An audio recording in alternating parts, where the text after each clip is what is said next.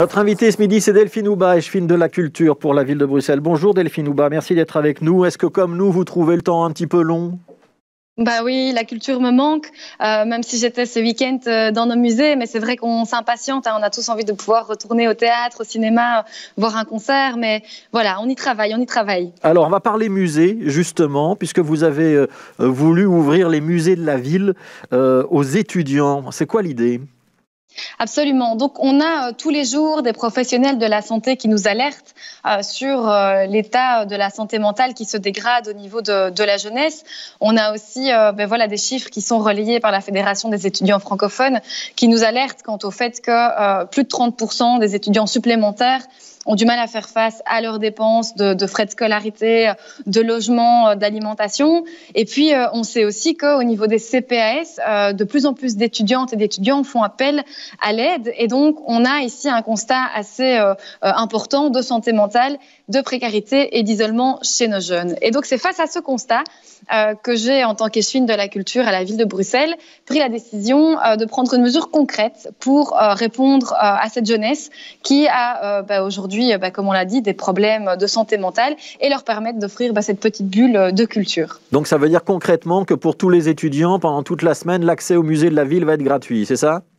Tout à fait. Donc, il y a 7 musées qui sont ouverts gratuitement à tous les étudiants. Donc, il suffit de faire la réservation en ligne, comme d'habitude maintenant, et de présenter une carte d'étudiant valide pour l'année scolaire en cours. Et donc, l'entrée est gratuite. Oui. Ouais, mais petite précision. Donc, en ce moment, le musée, on doit toujours réserver à l'avance parce qu'il y a les protocoles sanitaires. Il reste encore des places pour des visites cette semaine, à la fois pour les étudiants et les non-étudiants. Il y a encore des possibilités ? Ouais, il reste tout à fait des places, donc j'invite vraiment les personnes qui nous écoutent à se rendre au musée de la ville sur la Grand Place, à la garde-robe de Manneken Pis, au musée Modé Dentelle, le musée des égouts, la centrale d'art contemporain, le Coudenberg aussi et le Design Museum Brussels qui sont ouverts. Alors aujourd'hui, le Design Museum Brussels est le seul ouvert puisque le lundi, les autres musées sont fermés, mais tout le reste de la semaine, bien évidemment, il y a de la place, allez-y. Ouais, donc il y a 7 musées au total, vous venez de les énumérer. Tout à fait. Ils ne seront peut-être pas tous au goût des étudiants, mais certains d'entre eux pourraient plaire plus que d'autres. Designcitymuseum.brussels pour avoir tous les détails. Donc ça, c'est pour les musées. Delphine Houba, pourquoi c'est limité à une semaine ? Vous ne pourriez pas prolonger l'action ? Alors c'est un premier test évidemment, comme je vous le dis, voilà, c'est face à ce constat, on s'est dit il faut faire quelque chose, poser un acte concret. Ici, c'est une première initiative, on va faire le bilan évidemment, mais ça fait vraiment partie de toute la politique d'accessibilité à la culture que je défends. Et donc ici, on va faire le bilan. Ceci dit, moi les échos que j'ai de ce week-end sont excellents. La mesure a vraiment eu un beau succès. De nombreux jeunes, plusieurs centaines de jeunes ont profité de l'offre ce week-end et je me réjouis de voir les chiffres pour le reste de la semaine et bien sûr on fera le bilan. Voilà, donc on réserve en ligne et au moment de rentrer dans le musée et de payer, on présente sa carte d'étudiant et théoriquement c'est gratuit. C'est juste pour les étudiants ou ça peut concerner tous les moins de 18 ans par exemple, qu'ils soient étudiants ou pas ? Alors pour les moins de 18 ans, dans la plupart de nos musées, l'entrée est déjà gratuite, donc ça ne change rien. Alors, je voudrais vous interroger un petit peu sur ce qui est en train de se passer, Delphine Houba. Donc, les musées, ça c'est très bien. Il n'y a toujours pas, par contre, de concerts, de théâtre, d'opéra, enfin plein d'activités en soirée. Mais on entend quand même, on est en train de saisir l'air du temps que peut-être que pour avril ou peut-être que pour mai, ce sera de nouveau possible. Est-ce que vous êtes en train de préparer ça à la ville de Bruxelles aussi ou pas ? Oui, bien sûr. Donc, on avait déjà à l'automne, avec le bourgmestre Philippe Claus, pris énormément d'initiatives par rapport au protocole au niveau de nos lieux culturels. On s'était joint les conseils de Nathan Clumet, qui est un professeur émérite en maladies infectieuses, pour bien faire ça évidemment de manière sérieuse. La santé reste la priorité. Ici, donc, évidemment, l'objectif, c'est de donner des perspectives. Et donc, comme Pierre-Yves Dermain l'a encore rappelé récemment, on va regarder secteur par secteur, mettre tous les protocoles en place pour pouvoir amorcer cette relance. En 2020, au niveau de la ville de Bruxelles, on a déjà fait énormément de choses. En plein air, l'été, ça aide évidemment.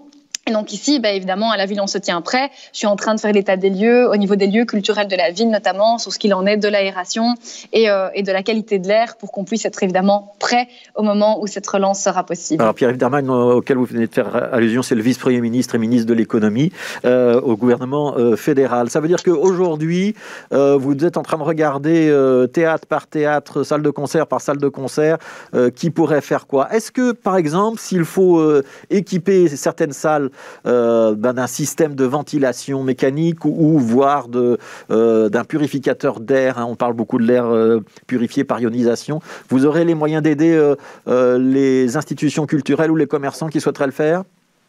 On est vraiment en train de faire l'état des lieux. Alors moi, évidemment, je prendrai toutes les mesures qu'il faut pour soutenir les lieux culturels de la ville, nos centres culturels, nos théâtres, nos musées, pour que le public puisse être accueilli dans les meilleures conditions possibles. Donc je rappelle qu'aujourd'hui, les musées sont ouverts.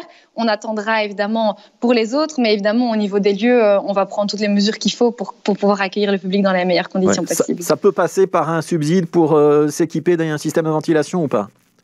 Oui, bien sûr. Donc, j'ai un budget en tant qu'échevine à la ville de Bruxelles. Notre budget a été validé par le conseil communal. Et donc, suite à ce vote, on peut évidemment regarder les investissements qui seront nécessaires. La ville a déjà fait des investissements à Brussels Expo. On a été pionnier au niveau mondial en la matière. Donc voilà, au niveau de la ville de Bruxelles, on prend vraiment toutes les mesures nécessaires pour permettre cette relance au plus vite. Ouais, alors on sait qu'il y a un comité de concertation qui va se réunir vendredi prochain. On sait que cette discussion-là va venir sur la table. Alors, ce sera peut-être pas vendredi prochain, mais ce sera peut-être 1 ou 2 semaines plus tard. Ça peut aller vite, le redémarrage des lieux culturels. On imagine bien qu'on va avoir un certain nombre de protocoles avec des masques, peut-être de la distanciation, donc des jauges limitées. Vous pensez qu'on peut rapidement, facilement rouvrir des théâtres, des salles de concert ?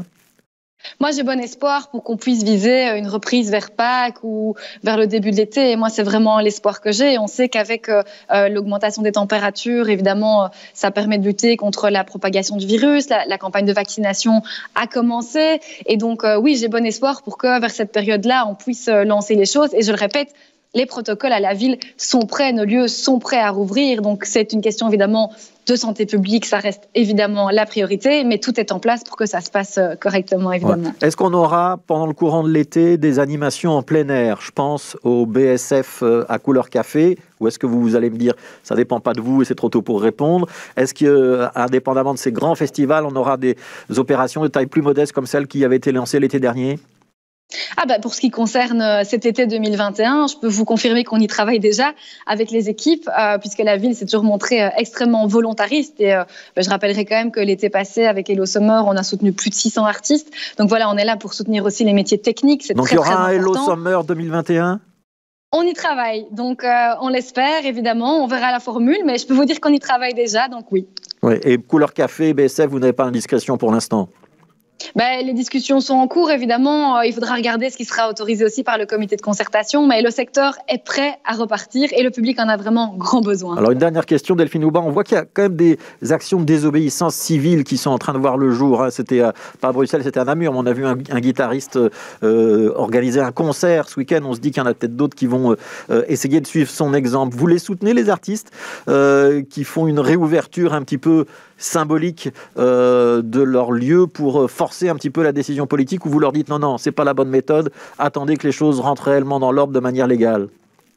Je pense qu'aujourd'hui, il y a un cadre qui est posé par le comité de concertation. On est quand même dans le cadre d'une pandémie mondiale. On est dans une situation inédite. Il y a un enjeu majeur de santé publique. Et donc, évidemment, que le secteur culturel et artistique souffre énormément, tout comme le secteur événementiel, le secteur touristique, le monde de la nuit, l'Horeca. Évidemment, tous ces secteurs souffrent. Mais je pense qu'aujourd'hui, l'objectif, évidemment, c'est de régler cette histoire. On n'en peut plus de ce virus. Et donc, il faut pouvoir mettre cet enjeu-là derrière nous et on pourra relancer après dans de bonnes conditions. Mais ça ne sert à rien aujourd'hui de mettre le public en danger ou de mettre le secteur en difficulté. Mettons tout ce qu'on peut aujourd'hui pour mettre un terme à cette pandémie et pour avoir une vraie relance, et ce sera mieux pour tout le monde, je pense. Voilà, donc un petit peu de patience. Je vais résumer le message comme ça. C'était Delphine Houba, échevine de la culture, la ville de Bruxelles. Donc on rappelle pendant toute la semaine les musées gratuits pour ceux qui présentent une carte étudiant à l'accueil des musées. Merci beaucoup. Les musées de la ville, il y en a 7 au total. Merci, oui. Merci Delphine. Merci à vous. Merci Delphine Houba.